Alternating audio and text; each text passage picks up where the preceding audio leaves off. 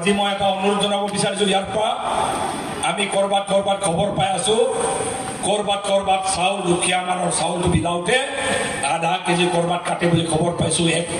এক পোৱা কাটে বুলি খবৰ পাইছোঁ কৰবাত 1 কেজি কাটে বুলি খবৰ পাইছোঁ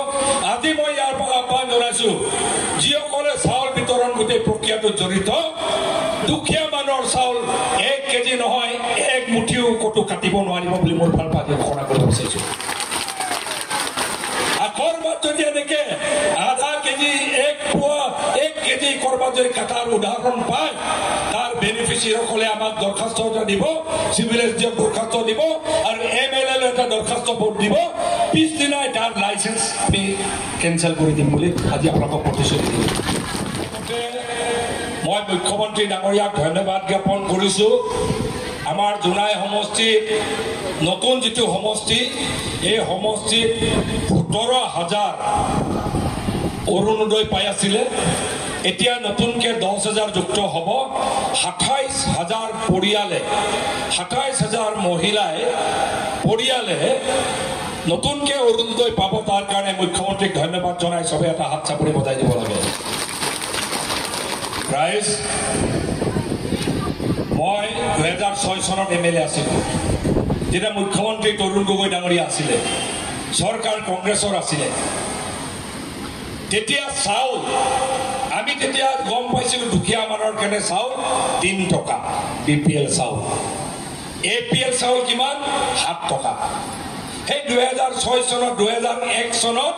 দুখীয়া মানুহে 3 টকা দি বিপিএল চাউল বিপিএল মানে কি বিলো পভাৰ্টি লাইন দুখীয়া মানুহৰ কাৰণে সেই সময়ত ফ্ৰী চাউল বোলা বস্তু নাছিলে দুখীয়া মানুহৰ কাৰণে 3 টকাৰ চাউল এপিএল 7 টকাৰ আছিলে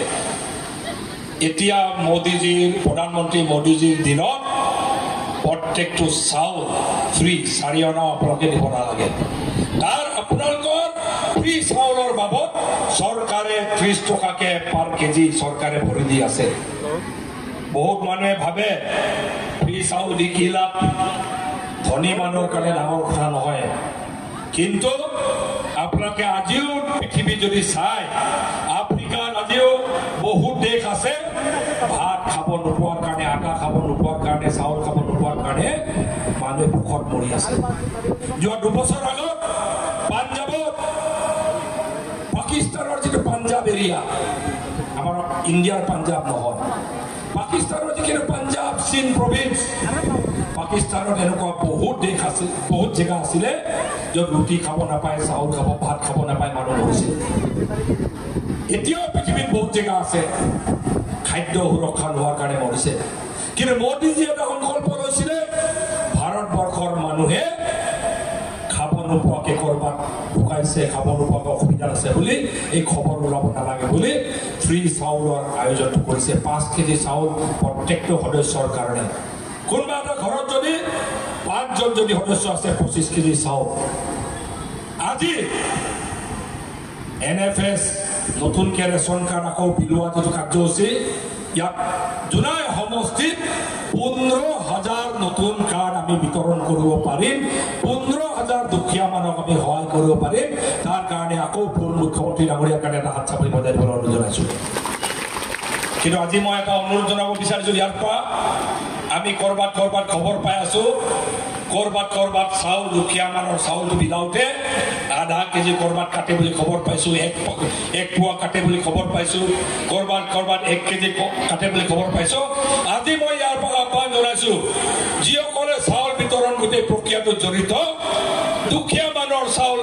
1 কেজি নহয় 1 মুঠিও কতো কাটিব নোৱাৰিব বুলি মোৰ ফালৰ পৰা ঘোষণা কৰিব বিচাৰিছোঁ করবাত যদি এনেকে আধা কেজি 1 কেজি করবাত যদি কাটার উদাহরণ পায়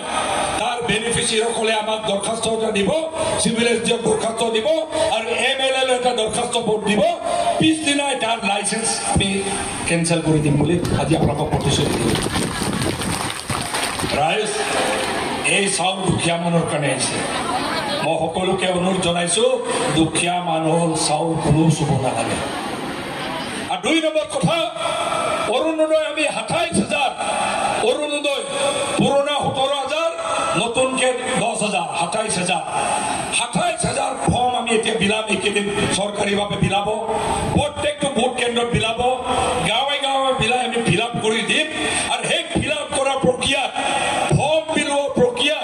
কোনোবাই যদি 500 টকা 100 টকা বিচাৰে ফৰ্মৰ নামত,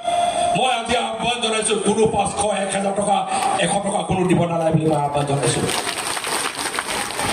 আৰু মই মোৰ ফালৰ পৰা আহ্বান জনাইছো, ফৰ্ম বিলোৱা দায়িত্ব, ফৰ্ম ফিল আপ কৰাৰ দায়িত্ব যিসকলে থাকে, আপোনালোকলৈ বিনম্ৰ অনুৰোধ, মুখ্যমন্ত্ৰী ডাঙৰীয়া যেটা কৈছে বিধৱা মহিলাই প্ৰথমতে পাব লাগে, দিব্যাংগ পৰিয়ালে প্ৰথমতে পাব লাগে, দুখীয়া গৰীব মহিলাই প্ৰথমতে পাব লাগে। এই দিব্যাংগ, এই বিধৱা, এই গৰীব মানুহৰ পৰা ফৰ্মৰ নামত 200 টকা 300 টকা 500 টকা লোৱাটো মই ভাবো এইটো বহুত ডাঙৰ মহাপাপ। এই পাপটোত মই আহ্বান জনাইছো এইবাৰ কোনো জড়িত হ'ব নালাগে বুলি মোৰ ফালৰ পৰা আহ্বান জনাইছো। আৰু হিতাধিকাৰীসকলক মই আহ্বান জনাইছো, ইয়াৰ পৰা আজি আপোনালোকে ঘূৰি যাব, গাঁৱে গাঁৱে কথাটো ক'ব। MLA কৈছে, মুখ্যমন্ত্ৰী ডাঙৰীয়া আহ্বান জনাইছে, এই ফৰ্মৰ নামত কোনোবা যদি 500 টকা তোলে লগে লগে হোৱাটছআপ কৰি MLA আৰু প্ৰশাসনক আমাক জনাবলৈ আমি আহ্বান জনাইছো বুলি জনাই দিব। ৰাইজ, আজি যিটো ইয়াক আঁচনি ঘোষণা কৰিছে, আমাৰ সমাজৰ চবতকৈ দৰিদ্ৰতম মানুহবোৰৰ কাৰণে কৰিছে, চবতকৈ দুখীয়া মানুহৰ কাৰণে কৰিছে। এই আঁচনিবোৰত মই ভাবো এই আঁচনিবোৰত কোনো মাজত দালাল সোমাব নালাগে বুলি মই আহ্বান জনাইছো।